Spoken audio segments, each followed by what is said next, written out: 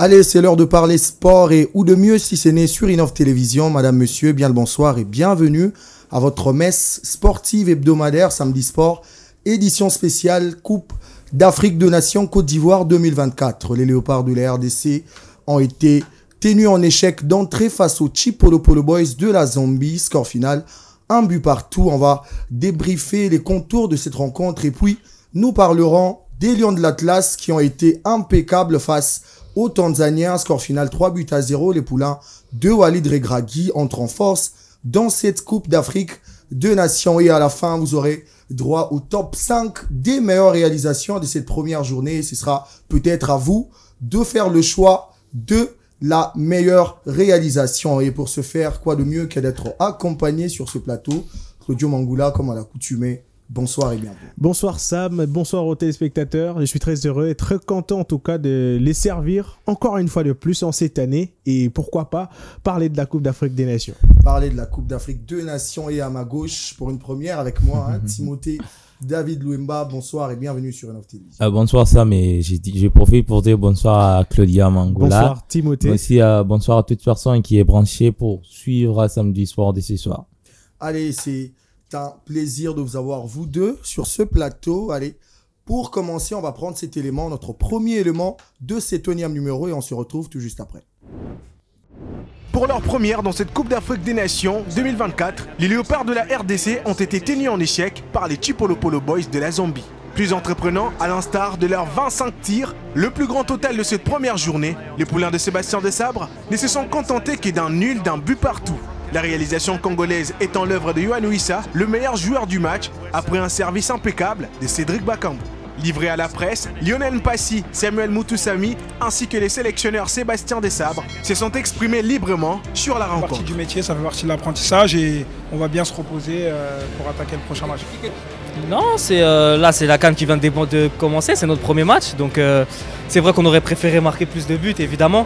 Ça n'a pas été le cas aujourd'hui, ça fait partie du sport, ça fait partie du foot. À nous de faire le maximum pour corriger ça et avoir plus d'efficacité.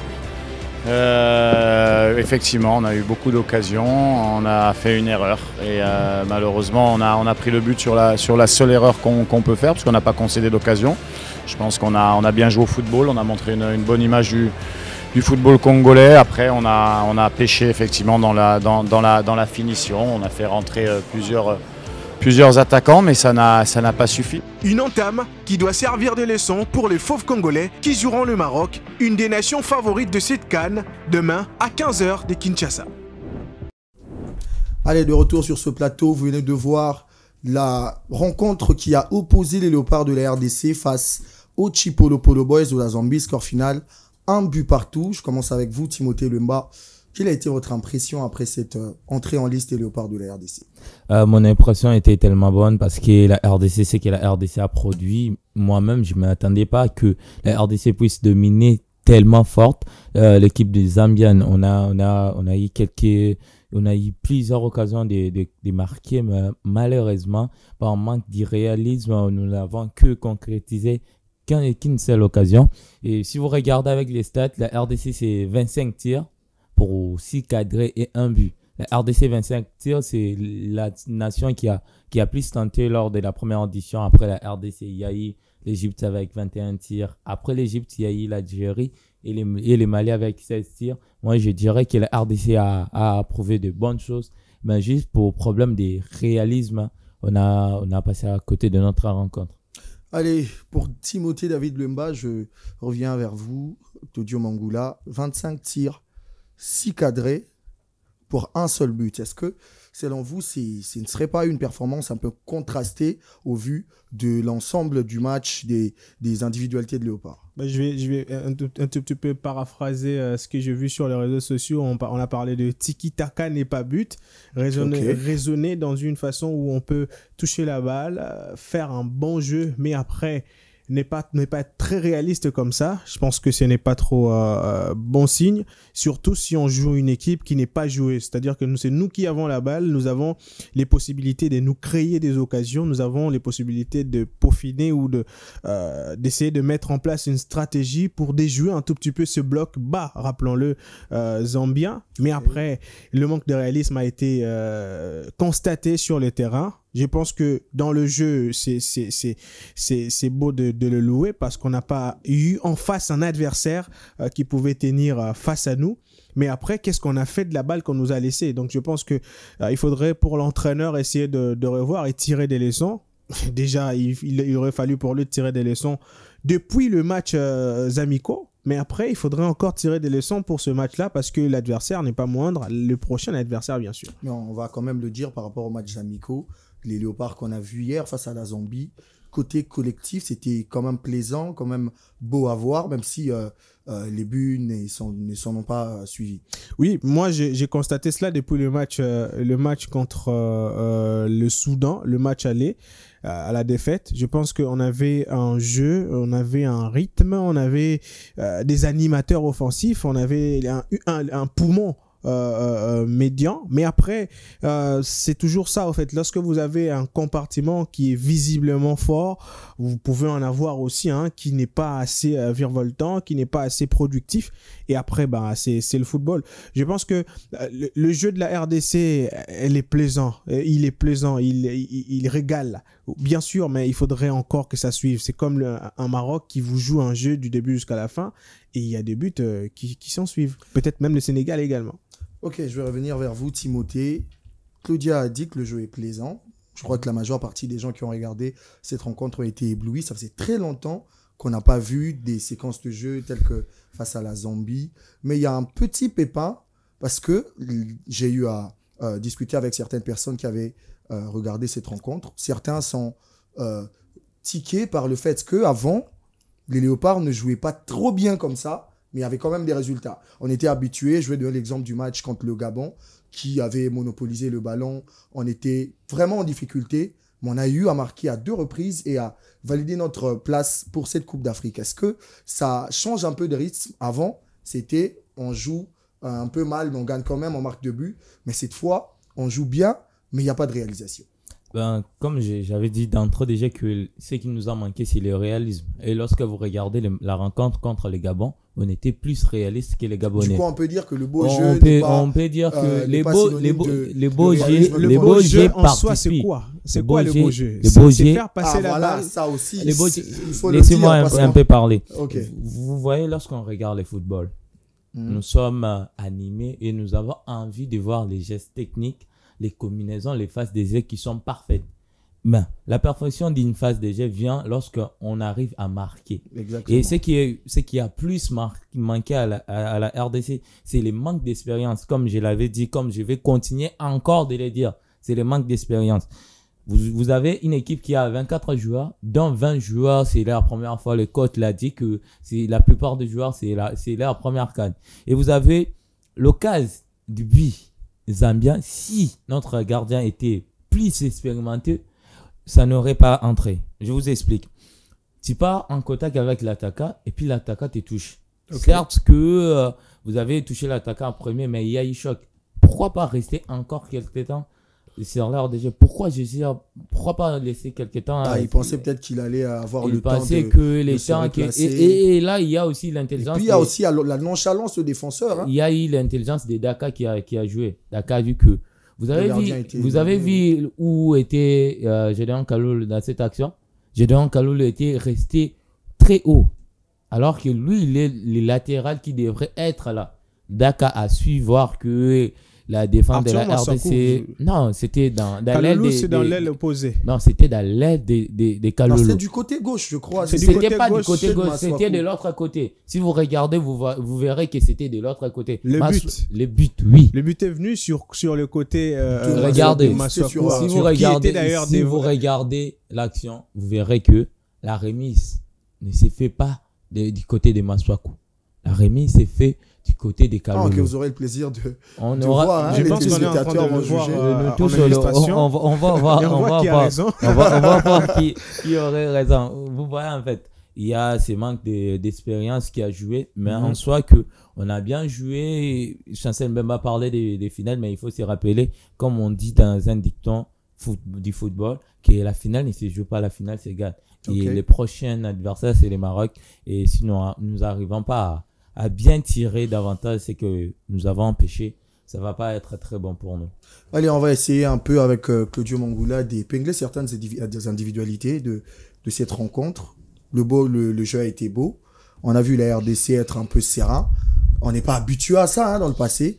Et selon vous aussi, il faut sortir des joueurs du lot parce que les résultats n'ont pas été probants. On s'attendait tous à une victoire. S'il faut sortir quelques pièces du lot, quels sont des joueurs qui se sont démarqués auxquels vous ne vous attendez peut-être pas? Bon, ce qui m'ont surpris, ce qui m'a surpris personnellement, c'est la solidité du trio au milieu de terrain. Je pense qu'ils ont été très complémentaires et ils étaient vraiment à l'écoute de l'entraîneur. Charles Piquel, Moutoussamy ainsi que Gaël Kakuta. D'ailleurs, le maître à jouer de l'équipe nationale, il a amplement prouvé qu'il pouvait mieux faire que ça, même si ce qu'il a donné a été largement suffisant. On a vu ces ballons accompagner les appels de balles de Bakambu, on a vu ses tentatives, on a vu ses percées. D'ailleurs, en première période, lors des 20 premières minutes, c'est lui qu'on voyait plus sur le côté de Wissa, alors que Wissa rentrait beaucoup plus dans l'axe. Donc, on était un peu confondus avec leur forme de tête et coiffure. Mais après, c'est comme ça. Oui, c'est comme ça. C'est lui qui a été un tout petit peu partout et animateur offensif du jeu de la RDC. Tous les ballons passaient par lui, il les demandait et il était un peu beaucoup plus complémentaire avec les attaquants de l'aile. Donc s'il se couche ou se penche du côté de Bongonda, ils étaient un peu dans la formation d'une action ou quelque chose comme ça. Et s'il allait du côté de Wissa, c'était la même chose. Je pense que c'est lui qui s'est un peu démarqué des autres, même si dans le milieu de terrain, leur jeu m'a aussi ébloui. Allez, Timothée, vous avez récemment parlé de ce manque de réalisme-là de la RDC, 25 tirs cadrés, 25 tirs, 6 cadrés seulement, pour un seul but. C'est une preuve qu'il y a eu un petit pépin au niveau de l'attaque, parce que c'est là-bas que normalement doivent être concrétisées les actions, voulais-je dire. Est-ce que pour vous, Bakambu a été dans son jour? Non. Il a quand même fait une passe, la passe du but. J'ai pas marché les mots. Il a quand même fait la passe du but sur un merveilleux contrôle. Il sert Yohan Wissa qui conclut parfaitement. La passe ne suffit pas pour dire qu'il a été bon. Et puis l'occasion franche qu'il a eu, vous avez vu où il a mis la balle. Je ne sais pas si Bakambu qui nous regarde, je crois fermement il va nous regarder. S'il s'est trompé des sports, s'il s'est croyé en rugby ou soit il s'est croyé en football américain où la balle doit passer aussi du poteau. Bakambu n'était pas dans son match. Pour vous, c'est ça des actions qu'on ne rate pas. À part que c'est bel appel qu'il a fait sur l'action du but. Il a fait un bel appel. C'est la seule chose positive. C'est la seule chose positive de Bakambu dans cette rencontre pour vous. Pour moi, c'est ça. C'est la seule chose concrète. Parce que après Bakambu, il s'est perdu. Soit ses tirs sont trop précipités. Il s'est fait contrer. Soit il a la balle au-dessus. Je ne sais pas s'il visait qui là en haut. Mais Bakambu n'était pas vraiment dans son jour. Il faut revoir. Il faut aussi donner du temps à. On va aussi parler de ce problème qui a un peu handicapé la RDC. Bakambu qui, pendant un très très long moment sur terrain, n'arrive pas à concrétiser les actions, n'est pas dans son match. Mais le premier changement de la rencontre intervient à la 71e minute. Pourquoi ces retards, ces changements tardifs de la part de Sébastien Desabre? Je pense qu'avec Sébastien Desabre, il a été un tout petit peu patient envers Bakambu. Si je ne me trompe pas. Justement, il a été patient. Pourquoi? Parce que nous avons joué, je le rappelle, avec une équipe qui avait son bloc bas, qui attendait à ce que nous fassions des erreurs pour rétorquer en contre. Ils l'ont à maintes fois prouvé, mais ils n'ont pas réussi à le faire. Ils ont marqué sur la seule erreur de notre part et ils ont profité. Alors, les espaces libres, ils en ont laissé peu. Bakambu, c'est un joueur de profondeur et des champs assez spacieux. Donc, si vous êtes dans un bloc bas et que les deux défenseurs centraux adverses sont dans l'axe et que le milieu de terrain veille au grain à ce que vos ballons ne puissent pas passer, c'est difficile de trouver la profondeur d'un joueur tel que Bakambu dans un gabarit entre Sunzu et Tandy Mwape. Également impeccable. C'est un peu difficile. C'est-à-dire que vous allez remarquer ce genre de joueur à la moindre occasion qu'il aura. Et évidemment, la moindre occasion, c'est ce qu'il a raté. aurait fait mieux s'il avait Il en a eu aussi. On a vu son tir écrasé. Et qui devait être là si le 2 n'ont pas été... S'il était là, on allait peut-être dire autre chose. Ce qui a été, a été. Donc, Maëlé, Banza... On doit toujours continuer dans cette logique-là où... voilà, Bakambu n'a pas été impeccable, je vous reviens. Bakambu n'a pas été bon. Voilà, Simon Banza, bon, il a quand même eu une action ou deux qui n'ont pas été probants. Et après, Maëlé, peut-être qu'il n'allait pas être aussi performant. Est-ce qu'on doit toujours aller de tâtonnement en tâtonnement? Est-ce que le sélectionneur ne doit pas faire un choix fort qui peut peut-être changer la donne? On l'a vu 2 fois avec Maëlé, remplaçant, mais qui entre et qui marque à chaque action. Est-ce que ce n'est pas le temps, la période propice de donner un temps de jeu à ce garçon qui a été impeccable lors de la saison dernière au niveau de la Tanzanie? Je vais compléter Claudia rapidement comme vous venez de dire. Lorsqu'il a dit que c'était très difficile de trouver Bakambu parce qu'il est un joueur de profondeur. Ce qui nous ramène que Bakambu est plus servi avec des balles qui sont en ras de sol. Alors, lorsque vous avez des joueurs qui sont grands et qui empêchent Bakambu, parce que l'équipe tanzanienne évolue avec le bloc bas. Zambien. Ouais. L'équipe Zambien, les Tupolo Polo Boys, évolue avec un bloc bas. Pourquoi pas passer au-dessus? Vous avez Simon Banza et Fiston Maëlé qui sont des joueurs qui s'élèvent très haut que Bakambu.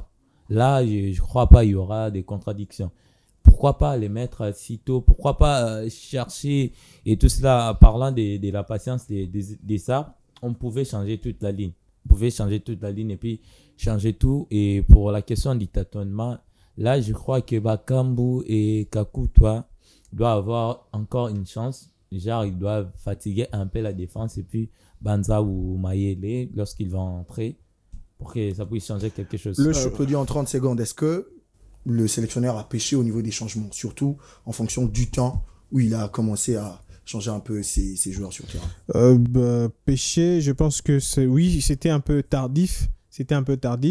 Mais il avait un bon choix du 11 de départ. C'était le bon choix. D'ailleurs, je pense que c'était sous votre égide que j'avais prédit à 50% le 11 de départ. On l'avait dit, je crois que Grace Diakobama était ici. C'est pratiquement la même équipe qui a été utilisée. Et on avait besoin du 109. Beaucoup de vitesse sur le côté, beaucoup d'occasions proposées. Et évidemment, c'est venu tardivement. Okay. Mais après, c'est quand le moral a été un tout petit peu bas, on commence à avoir... C'est pas la coutume pour les Léopards de mal débuter la Coupe d'Afrique des Nations. En tout cas, c'est quoi le bilan? Nous sommes en train des Léopards. Nous sommes en train d'en rire ici, mais après, il y a beaucoup de gens qui ont fait cette remarque, telle que vous êtes en train de le voir sur vos écrans. On a joué 10 matchs avec hier, 10 entrées en lice dans la phase finale de Coupe d'Afrique des Nations. Après les 10 entrées en lice, nous avions 3 victoires, 4 matchs nuls et 3 défaites. Justement, donc s'il faudrait revenir depuis 1998, on a pris le bilan jusque-là.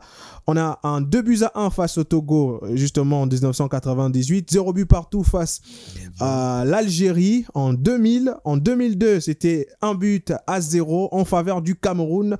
Nous avons ensuite perdu en 2004 devant la Guinée, 2-1. On a ensuite remporté ce match, vous souvenez-vous, face au Togo en 2006 avec 2-0, 2 buts partout en 2013 face au Ghana. Et c'était un but partout également en 2015 face à la Zambie qu'on a joué mercredi dernier.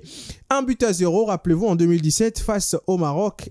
Et 2-0 face à l'Ouganda de Sébastien Desabre en 2019. Et bien sûr, le 1 but partout du mercredi dernier face à la Zambie.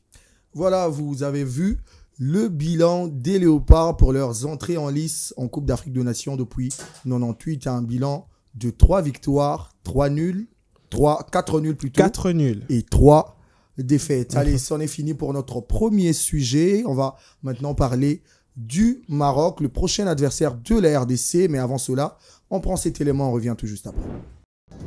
En termes de la compétition réussie pour les Lions de l'Atlas du Maroc face aux Taifa Stars de la Tanzanie, les poulains des Walid Regragui en roue libre ont battu les coéquipiers des Bwana Ali Samanta sur la note de 3-0. Réduit à 10 à la 90e minute, les Tanzaniens n'ont pu éteindre les traits enflammés de l'armada marocaine portée par un NSRI affûté. Un signal fort du demi-finaliste de la récente édition de la Coupe du Monde qui court derrière le sacre continental depuis son seul et dernier raflé en Éthiopie en 1976.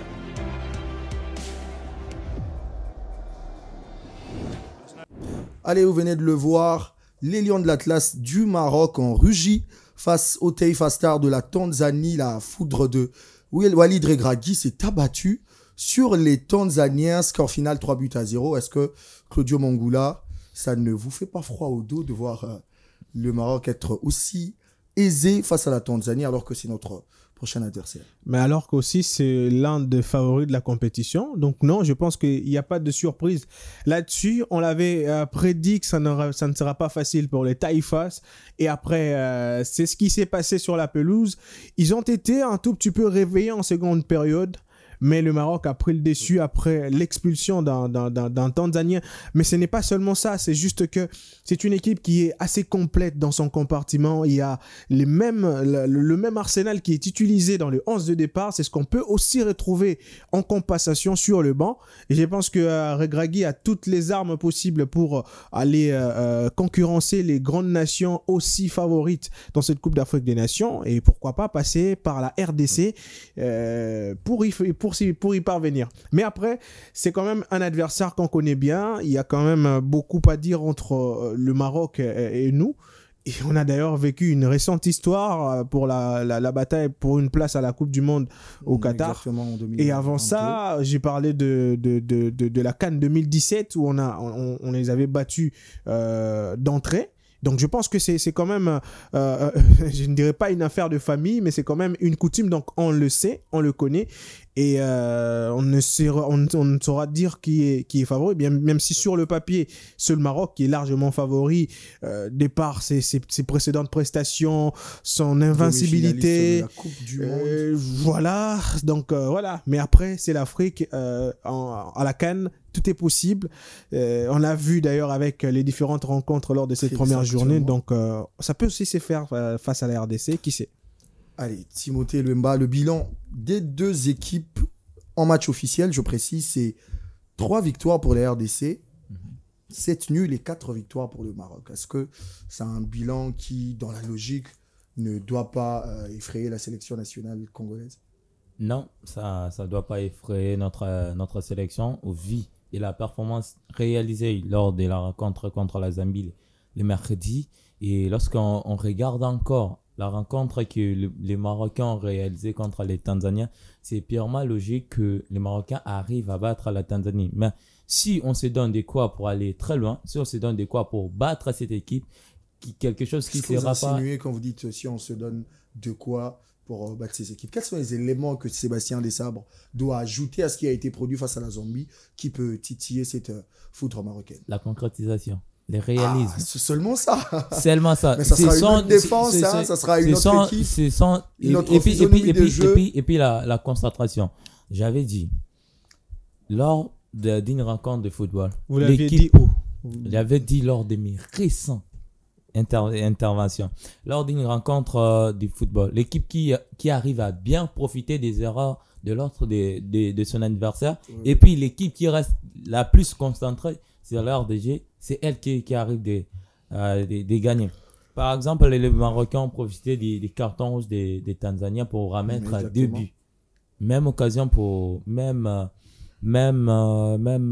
situation, merci, avec les Sénégalais. Donc, la RDC doit d'abord se concentrer. La Coupe du Monde, oui, les Marocains sont la première nation africaine. Oui, les Marocains sont les demi-finalistes. Oui, mais là, on joue la CAN, où on peut se transcender et puis faire quelque chose qu'on ne s'attendait pas. On a vu la Namibie battre la Tunisie. C'est même Tunisie qui a battu la France. Donc, le football, des fois, c'est plus rationnel. Il n'y a pas de logique, ce n'est pas la science. Ou si vous faites une erreur de signes ou soit une erreur de chiffres, de nombres, je ne sais quoi. Mais on doit se concentrer sur notre rencontre. Les Marocains ont un bon banc. Il y a des joueurs qui sont dans les top 5 des championnats européens. Nous, on a quelques joueurs. Ben, on a quand même de la qualité en quantité. Vous avez parlé de la qualité, de la quantité. Si vous regardez la sélection marocaine, c'est presque les mêmes joueurs qui se connaissent, qui ont eu à jouer la phase finale de la récente Coupe du Monde. Est-ce que vous ne voyez pas cette équipe clouer la RDC? Parce que je dois vous rappeler que la dernière édition de la Coupe d'Afrique des Nations, à laquelle la RDC a participé, on n'a pas gagné le premier match. Le deuxième match, c'était face à une équipe du Maghreb, l'Égypte, qui a eu à nous battre. Et après, on a sorti nos calculatrices comme à l'accoutumée. Est-ce que Des Sabres doit sortir le grand jeu face à cette équipe marocaine pour s'assurer la qualification, tout en sachant que cette équipe est la plus favorite dans notre poule? Des Sabres le savait déjà dès le tirage au sort. Et je pense qu'il pouvait s'attendre à beaucoup de scénarios possibles. C'est-à-dire qu'on entre en lice, on perd. Et pour se rattraper, il faut battre. Ça complique quand même les calculs. Vous avez le Maroc en deuxième journée. Les calculs, il fallait... ne ratez pas autant d'actions lors de la première il faut toujours qu'il y ait des calculs parce que ce sont des groupes. On n'en abuse pas, mais regardez de plus près. Cette équipe marocaine, c'est elle qui nous a battus en 2022 ou 2021, si je ne me trompe pas. Et c'est la même équipe qui a joué la CAN 2021. Et c'est la même équipe qui a été éliminée, qui n'est pas allée jusqu'au bout. Par l'Égypte, justement. Alors, par l'Égypte, mais l'Égypte... Nous ne sommes pas l'Égypte. Nous ne sommes pas l'Égypte, mais c'est le football, c'est la Coupe d'Afrique des Nations. Et on se console avec ça. Il y a la Namibie qui fait l'exploit. Oui, mais il y a le Nigeria qui ne gagne pas. Nous ne sommes pas la Namibie. Voilà, vous consolez avec le fait que quelque sorte, ça a une heure, on lui a fait des bons résultats face à des équipes favorites. Je vous rappelle juste que c'est la même équipe qui a joué le mondial, c'est celle-là qui a été éliminée par l'Égypte en 2021. Donc, il n'y a pas de nouveau. À part l'entraîneur, Walid Alilovic, quelque chose comme ça, si je ne me trompe pas. À part lui, parce que Regragui est venu juste après. Alors, c'est comme ça. Donc, c'est le football. On ne peut pas prédire, par exemple, parce que c'est le Maroc, parce que c'est le mondialiste. Voilà. Parce que nous sommes... Ça fait quand même froid au dos. Ça fait froid au dos, mais si vous êtes, par exemple, la Tanzanie... Si vous êtes la Tanzanie, ça peut faire froid au dos. Moi, je vous le dis, c'est une équipe qui m'a déçu, carrément. On a eu à faire des analyses sur la Tanzanie. Exactement. Elle avait des armes. C'est une équipe qui avait des armes. Et après... À retenir que la Tanzanie s'est qualifiée avec que 3 buts. Donc, une équipe qu'on ne pouvait pas s'attendre à marquer plus. Et si vous regardez les stats, vous verrez que la Tanzanie, à la seconde période, a possédé plus la balle que les Marocains. Et la Tanzanie n'a pas effectué moins de 350 passes. Mais il faut savoir que plus la quasi-totalité de ces passes était effectuée dans son camp. Quelque chose voilà. Non, justement, vous avez vu juste 3 buts, c'est pas beaucoup. En 6 matchs, 3 buts, c'est peu. Avec une défense marocaine qui encaisse rarement déjà. Mais après, c'est quand même une Coupe d'Afrique des Nations. Soit vous déclarez forfait, soit vous venez rendre honneur à votre nation. C'est comme ça. Il y a des gens qui payent leur billet pour venir vous voir être lamentablement des gens qui ont des perdants. De cette façon-là, je ne pense pas. Il y a par exemple le match du Sénégal. Le Sénégal a remporté son match, mais vous allez remarquer qu'il y a quand même eu adversité. À un certain moment, il y a quand même eu une présence de l'autre côté. De la Gambie. Justement. Mais après, c'est comme ça. Donc je disais, je reviens sur la République démocratique du Congo. Pour moi, le Maroc est prenable, mais il faudrait avoir... Le terme juste pour moi, c'est de l'audace. Et l'audace, c'est ce qu'on a manqué. En tout cas, il y avait des occasions, par exemple, telles que Wissa pouvait... tenter lui-même, mais il a préféré être altruiste et ça n'a pas marché.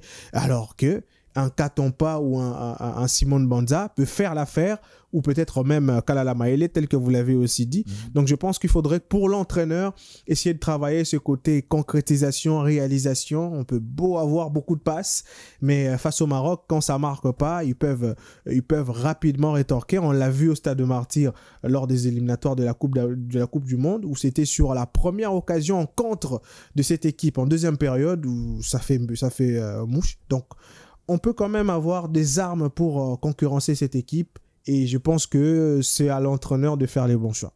Allez, c'est à l'entraîneur de faire les bons choix. Timothée Louimba, le Maroc a déjà une certaine avance après avoir gagné sa première rencontre d'une très très belle manière également.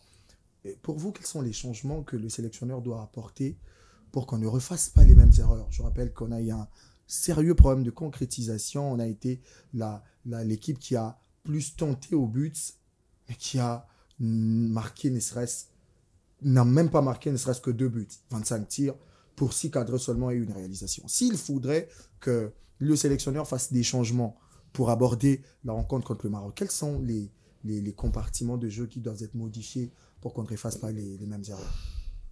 Ne disez pas le gardien. Je vois. Ne parlez Non, pas mais du gardien. on doit le pardonner après cette bourde-là. Ne parlez pas du gardien. Je vois C'est aucun un but gaguesque. Attendez, on doit rebondir dessus également. Moi, je vois aucun changement.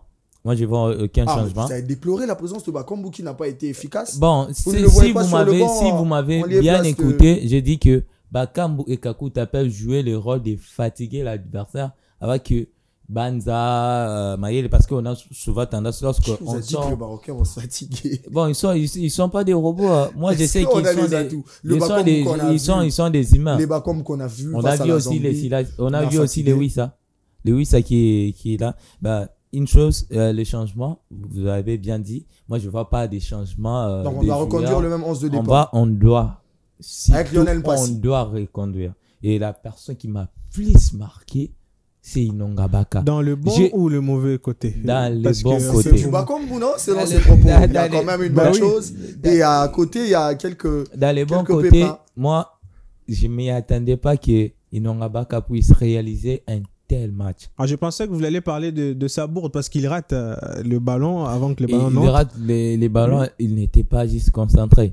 Il n'était pas juste C'est un concentré. problème de Et pas être concentré. il s'attendait quand même que les gardiens puissent gérer quelques temps. Mais vous oubliez aussi, sur la même action, il y avait Didier Sanchez-Mbemba. Oui, mais il qui était trop juste- court. juste- Il a sauté, il a manqué. Pourquoi il le a ballon. sauté avant? Mais ce raté là aussi. Pourquoi il a sauté avant? Bah si, pourquoi il a sauté avant? Il Pourquoi pouvait aussi- attendre quand même. Pourquoi aussi Donc Inonga vous Baka êtes pour manque- Mbemba et lui. Non, je- non. je- Inonga Baka. Moi, je je- pense que chacun les a erreurs, son bon et mauvais côté. les erreurs, on doit tirer les leçons. Je crois que les gars, les joueurs ont compris la leçon. Ils ont manqué de la concentration, du réalisme. On doit laisser ces mêmes 11.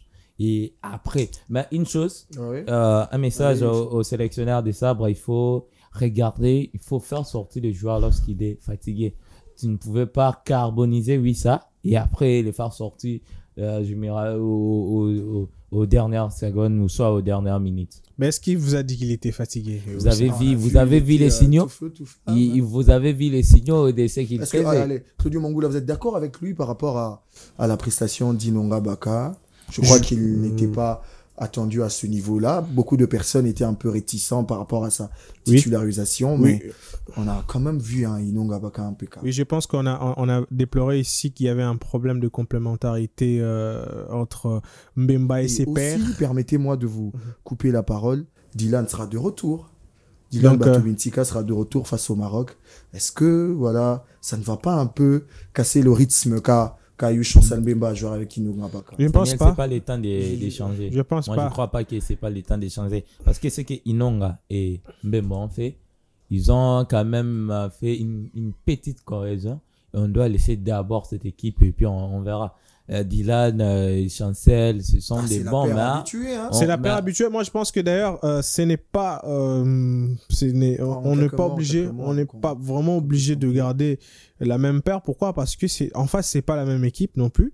C'est une équipe qui, elle est joueuse, elle est très offensive.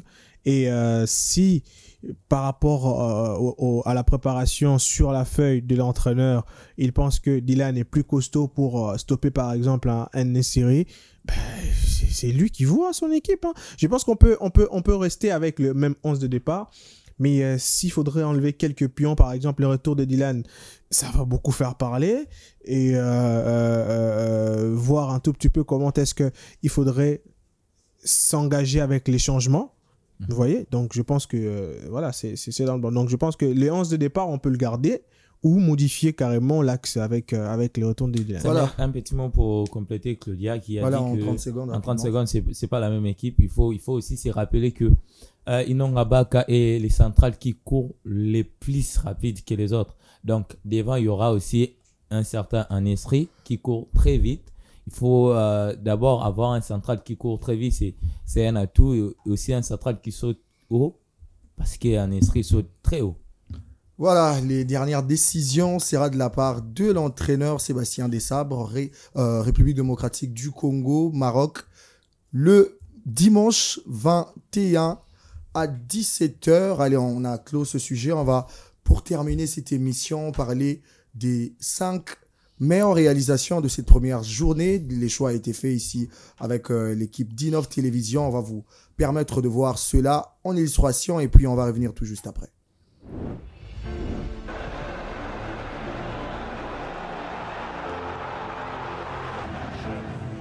Crowd in support of the Elephants of Côte d'Ivoire, and what a superb start here. Look at this for an opening strike. 4 minutes. A little bit of a surprise start. Some good build-up play here from Equatorial Guinea. Pass played inside by Matt. And a passes. Unahi gets the return and low and hard makes it 2-0. Yeah, he was very good for the Gambia, but he had no chance with any of the goals. Just the pick of the bunch, lovely swivel and turn from Iliman Ndiaye. And what about that for a finish from Camera for his second of the game. Allez, de retour sur ce plateau, vous venez de regarder les 5 réalisations qui ont touché les cœurs des fans du football lors de cette première journée de la Coupe d'Afrique des Nations. On commence avec l'Odium Angoula à la 5e position. On a parlé du but. On a vu d'ailleurs le but de Seko Fofana face à la Guinée-Bissau. Quelle impression après cette jolie réalisation de ce joueur. L'impression était tout autre parce que c'était, on le rappelle, c'était le tout premier but de la compétition et il fallait que ça soit un peu beau. Voilà, tout part de cette récupération de balle haute des Ivoiriens dans un angle où il y avait une forêt, où il y avait une forêt de jambes. Mais après, Fofana se cherche une brèche, il trouve son meilleur pied ou son pied fort et trouver en fait les côtés opposés du portier. Je pense que ça a vraiment le mérite, ce but, pour être célébré comme le premier but de cette compétition. Vous avez apprécié également le but de Seko Fofana. Je rappelle, c'est sa première Coupe d'Afrique des Nations. Lui qui a, pendant un moment, refusé, si on doit user de ce terme, de jouer avec la Côte d'Ivoire. Et après, voilà, il est là et il fait des merveilles pour cette nation. Première CAN, première réalisation et puis... premier but de la compétition. But, mais c'était aussi... une belle histoire. C'était aussi une belle histoire, très belle même. C'était très beau à voir avec la récupération comme... Claudia a dit, lorsque vous regardez cette rencontre, dès le début, les éléphants ont essayé de tout faire leur adversaire. Et puis, ils ont récupéré par Kessé qui a décalé ses coups qui a trouvé une brèche et puis il a tiré. Donc, c'est très bien. C'était très beau aussi. Et moi aussi, je pourrais souligner dans cette rencontre, moi, j'ai souligné que de beaux billes. Parce que le billes des Cracho, là, c'est un billet qui est purement difficile, qui est aussi très technique. Lui qui a fait la volée en étant en l'air. Donc, c'est très bien. Et puis, le billet des Seko Fofana, félicitations, vous avez marqué un joli Voilà, but. c'était quand même précieux. Et à la 4e place, il y a le but de Iban Salvador, le Guinéen face au Nigeria. Beau but également. Le Quato-Guinéen, on va le rappeler, c'était un très beau but. D'ailleurs, ça a presque la même configuration qu'avec le but de Seko Fofana. Mais après, c'est toujours sur le côté gauche. Mais il a profité, en tout cas, du très beau travail de José Machine. Un petit passement de jambes, il s'est créé un tout petit peu de l'espace pour libérer au fait la zone où son coéquipier était avant de remettre cette balle dans l'axe et surtout c'est cette concrétisation qui n'a pas attendu, il n'a pas contrôlé la balle, il savait où et quand mettre cette balle qui n'a d'ailleurs même pas permis au portier nigérian de bouger quoi que ce soit. Donc c'était une ouverture du score très belle, même si ça en est suivi d'une égalisation aussi rapidement après 2 minutes seulement. Mais après ce but là il vaut sa 4e place. Précieux but pour vous également? Oui. Là, c'était un joli but.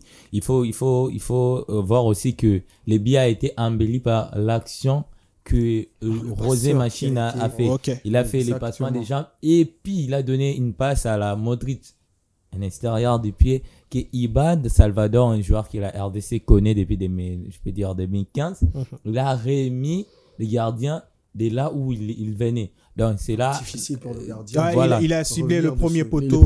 Cela n'a pas permis que le gardien puisse effectuer quoi que ce soit mouvement, et puis c'est un super super fracture pour le gardien s'il revenait.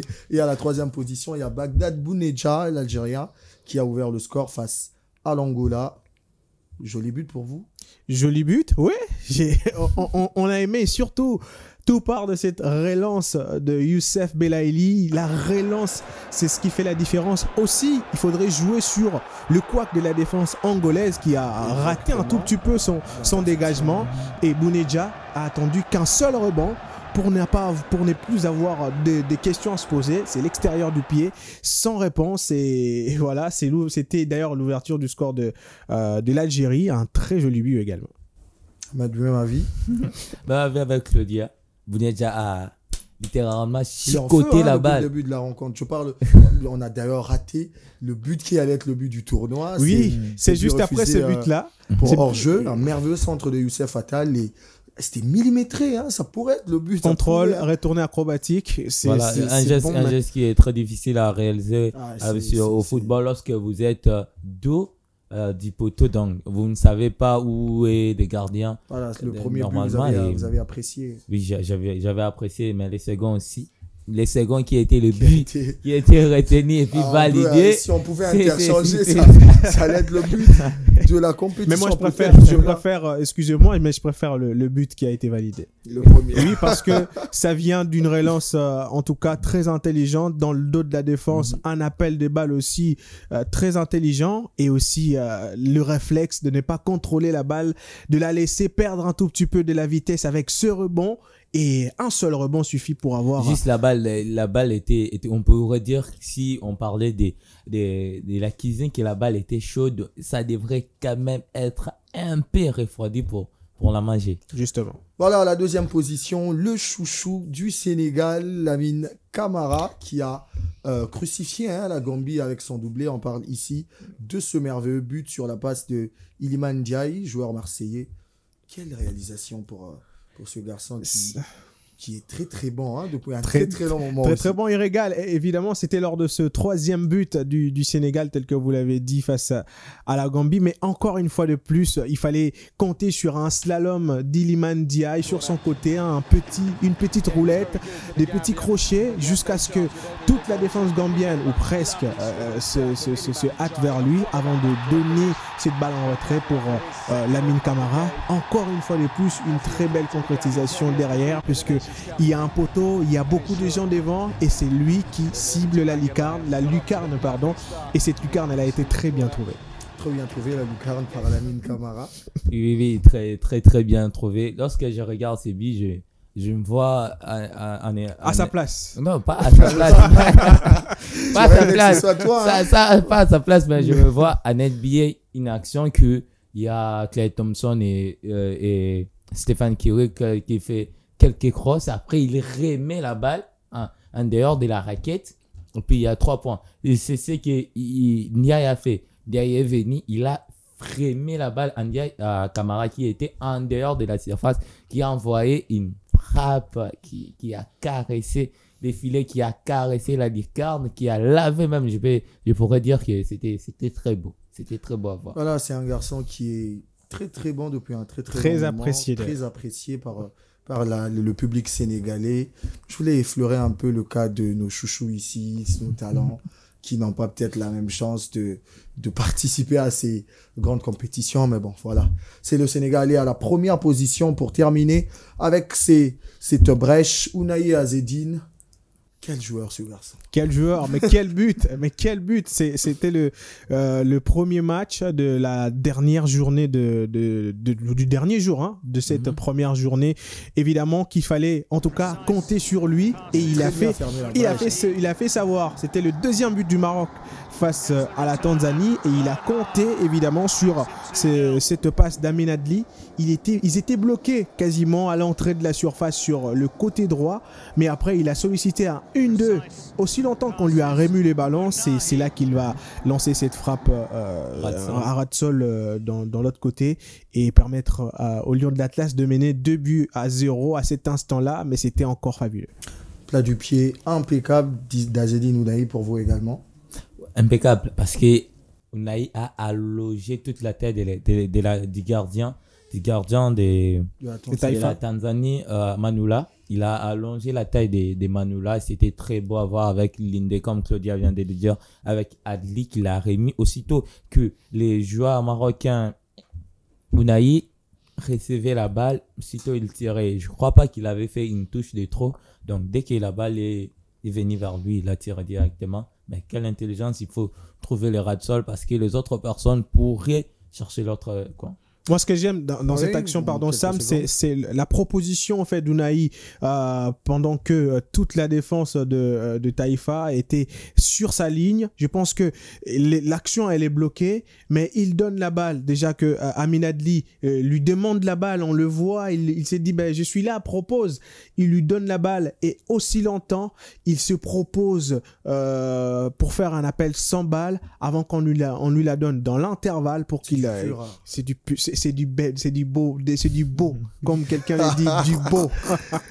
Allez, vous également, à la maison, vous pouvez faire votre choix. On vous a proposé ces 5 buts. Vous pouvez faire le choix du but qui vous a le plus marqué. On va, avant de clôturer cette émission, essayer de papoter un peu sur le côté organisationnel de la compétition, les avis de certaines personnes sur place. Et avant cela, cet élément revient tout juste après.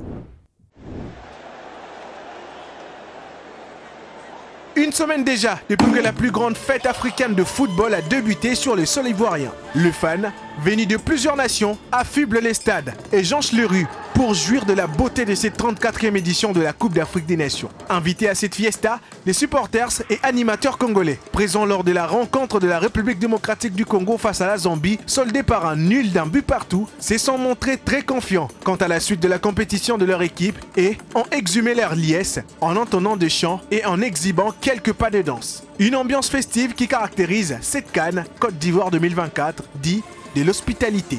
Aquaba. Allez, de retour sur ce plateau, nous allons parler de l'aspect organisationnel de cette Coupe d'Afrique Côte d'Ivoire 2024. Claudio Mangula, est-ce que c'est réellement la CAN de l'hospitalité comme les Ivoiriens les scandent? Je ne sais pas trop comment le dire parce que je ne suis pas présent, mais après on a quand même des réactions.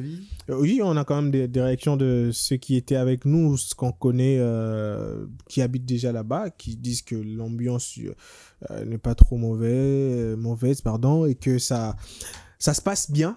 Mais pour d'autres aussi, on a eu des déclarations où on parlait des majorations de prix lorsqu'il s'agit d'étrangers ou voilà. Donc je pense que il n'y a pas d'incidence majeure. Nous avons organisé les Jeux de la francophonie ici. Vous avez vu avec moi également qu'il y avait à un certain moment les prix des billets qui étaient majorés. À un certain moment, on s'était revu à la baisse. C'est quand même des compétitions également. Même s'il y a des gens qui comparent, il y a des gens sur le net qui comparent, qui disent on a eu une belle cérémonie d'ouverture et des clôtures à la coupe aux Jeux de la francophonie et la Coupe d'Afrique des Nations. Il n'y avait pas beaucoup de voilà, mais quand même c'est pas du tout la même chose. C'est pas la même chose. C'est le Congolais qui dit ça, c'est normal. Mais pour vous, ça, si on doit faire un parallélisme entre les deux cérémonies d'ouverture, vous préférez laquelle? Je vais beaucoup plus rester sur la cérémonie d'ouverture, comme j'avais vous parlez du recueillement d'informations. J'avais recueilli l'information de Benichama, Arinel Kams, Bijou, Mawangu, ou encore quelques personnes qui sont de l'autre côté, Gauthier, Ndombe et autres, qui ont dit que lorsque vous regardez la cérémonie d'ouverture des Jeux de la francophonie et puis celle de la CAN, je crois que celle des Jeux de la francophonie est légèrement aussi de vue de plusieurs choses, du spectacle et tout, mais quand même les Ivoiriens ont proposé des bonnes choses avec des artistes du renom. L'artiste de renom, vous attendiez le vôtre là-bas? Bon, il y avait déjà Dadju, c'est suffisant. Il y avait déjà Dadju, c'est suffisant. Vous attendiez pas le... Il y avait Dadju, il y avait Dadju, c'est suffisant, mais après... Mais après Dadju... Moi, je ne cite pas, et je cite pas les noms. Je pense que tous les artistes qui ont été là-bas, ils ont équitablement représenté les côtés africains. On a vu l'organisation artistique ou culturelle, évidemment, de cette CAN, où il y a une représentativité qui est visible. Avec les artistes. Avec l'artiste chaque coin de... Il y a eu Yemi Alade, il y a Salfo, Taïk, Dadju. Voilà. Donc, et puis on en passe. Voilà, ça a été un plaisir pour moi de vous avoir sur ce plateau. Merci Timothée, merci Joe Mongoula. Mais on ne va pas conclure ces numéros sans remercier notre envoyé spécial au niveau de San Pedro, Joyce Mukayadibwe, l'habitué de ce siège, le gourou du temple, pour le travail abattu là-bas. Et voilà, on se donne rendez-vous pour le prochain numéro sur la même chaîne et à la même heure. D'ici là, portez-vous bien. Ciao.